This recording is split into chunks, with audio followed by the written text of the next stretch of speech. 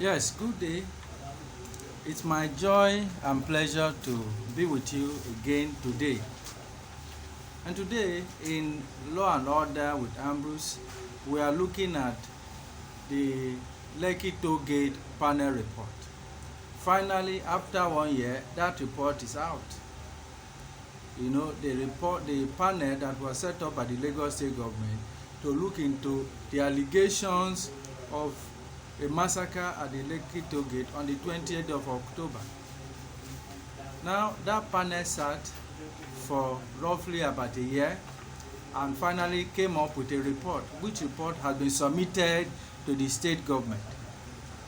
We are not privileged to see the content of that report, but over time the government is supposed to sit on that panel, on that report, and come up with a white paper on its position about the report.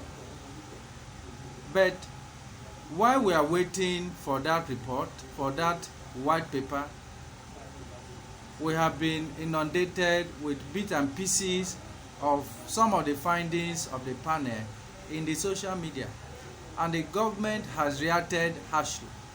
The state government has reacted through its counsel in the panel to say that that panel report must be a joke, that there were a lot of blunders, a lot of mistakes committed, and that above all, the panel members should be suspected to have been to have sustained the system.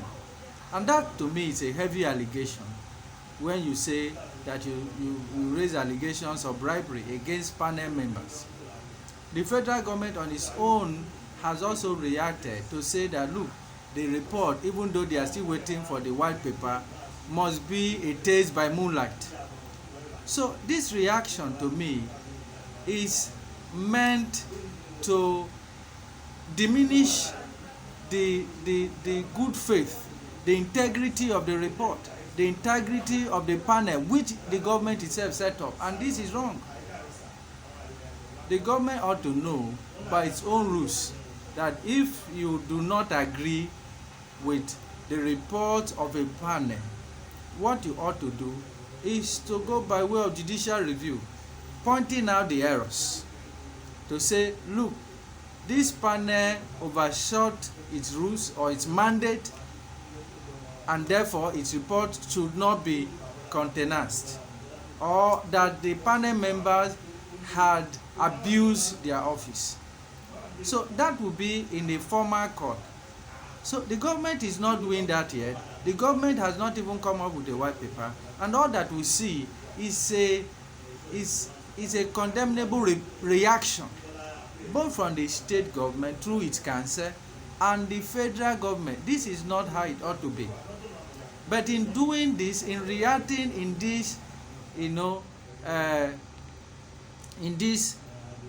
in this manner, what the government is doing is losing out on the benefits, on the opportunity that the panel report provides for it.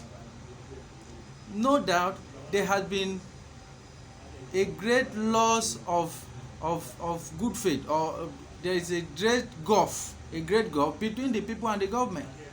And this was even what created the protest leading to the Lekki crisis. What was the basis? What caused those protests of October 2020? It was a youth reaction to a repressive move or push by the police, Nigerian police. The youth have alleged that they were being mishandled, they were being manhandled, that they were always being suspected of one crime or the other, of 419, of cyber crime, and all of those. And that it was wrong for the police to single them out for this kind of maltreatment. And they are right within the framework of the Constitution to insist on the enforcement of their right to life, their right to freedom of movement, and their right to liberty from any manner of inhumane treatment by anybody, whether government agencies or any other person. So they were in their right protesting against these alleged violations, and then the worst happened on the 20th.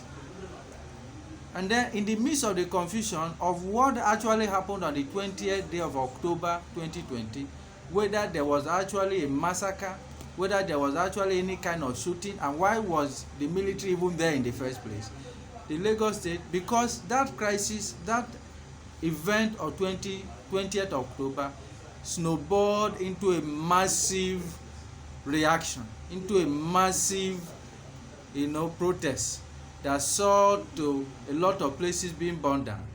And to address this reaction, this anger, the government felt that it was necessary to set up a panel of inquiry, especially when the military had denied that it did anything wrong. And the protesters have alleged that some of their members were either injured or killed. So in the midst of this confusion, the Lagos State said, okay, we must get to the root of this matter. Please, youth, hold your peace and let us assemble in a civil manner and ventilate our issues. And so this panel looked into all the complaints and came out with a report. That report essentially was to address the grievances of the youth, was to address and arrest the rising tempers in the nation. And finally, the report is out. The state government has not come out with a white paper. The federal government has not been duly briefed, I believe, by the state government. But yet, the two government institutions rushed to the press. Though no official statement from the Lagos State government, but the council spoke lightly to say, look, that report must be taken with a pinch of salt. And the panel members must have issues or should be questioned on issues as to their character in that panel. So that reaction to me is missing the point. The panel report and the tribunal was a golden opportunity for the federal government and the state government to right the wrongs, what created the agitations in the first place. Ensure that there is trust restored between the police and the civil society. Ensure that some of the things complained about, which is bad government or bad governance, lack of employment, hunger in the land, that they are being addressed. Because in the midst of that protest, another issue also came up. Don't forget that in that year 2020, for most part of the year, about 6 weeks or more, people were forced to sit at home on account of corona. And then no aid came to the people. And then the people came to find out that there were palliatives stored up in several warehouses, and the government was not able to distribute these palliatives while the people were languishing in hunger. So it is important that the government sees itself as part of the people. What the government must address at all times is the greatest happiness of the greatest number. It is not about they and us. It is the whole of us. The government and the people of Nigeria are one. Because if it is well with the people, then it is well with the government. But as much as the people are neglected, the agitations will continue. Nobody will applaud a government where there is not even portable drinking water. Across the nation, you won't find water board functioning properly. Across the nation, you won't find a proper and robust health care policy for its people. Across the nation, you won't find a robust educational agenda for the people. Across the nation, you will not find a robust plan for youth empowerment. for employment. You will not find a credible plan to galvanize the economy. But what we are confronted with day and night is the failings of the government. And so this will agitate the people the more. So the panel report is an opportunity for the government to do an introspection. There is no reason why a Nigerian should go to bed hungry. There is no reason why our young people should be out of school. There is no reason why people should not be encouraged to undertake vocational educations where they are not able to access the regular schools. The people ought to have a means of livelihood. That's one of the ways to address the anger and the hunger in the land. There is no need saying it that a hungry man is an angry man. The government must fight against poverty in the land. I think that is some of the lessons that the Lekki Panel Report should be driving the government to pursue. So the noise about the report not to be believed, the noise for the report to be put down should not be the target of the government. Otherwise, you are saying that because the report has not favored you, or allegedly so, then the entire panel, should be thrown away. And that's actually the problem of our national life. Once something is not working the way we want it, to our favor, then that system must be destroyed. We can't make progress that way. And Nigeria is still a glorious and a beautiful country that can prosper. All that we need is to call ourselves to order. We cannot be this confused as a people and expect positive results. We cannot be this confused as a people and expect changes. It is not possible.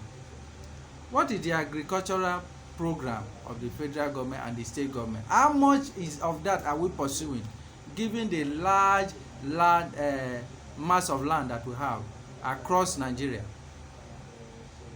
What is the program of the government for human capital development? By the grace of God, today I'm a lawyer. I cannot say exactly how much of government contributions for me to become the lawyer that I am. If my family member had abandoned me, there is no way I could have accessed bursary or scholarship to go to school. That should not be the case for a country that wants to make progress. There should be programs to identify people who have capacities and competence. Even when they don't have the resources to do it, the government must be there to support them through that training. That's the only way we can make progress. So in summary, I am saying that instead of the government flaring up and being angry with the report and trying to throw the baby with the bathwater, the government should read between the lines and draw lessons, actual lessons of why this country should, how to drive the country forward.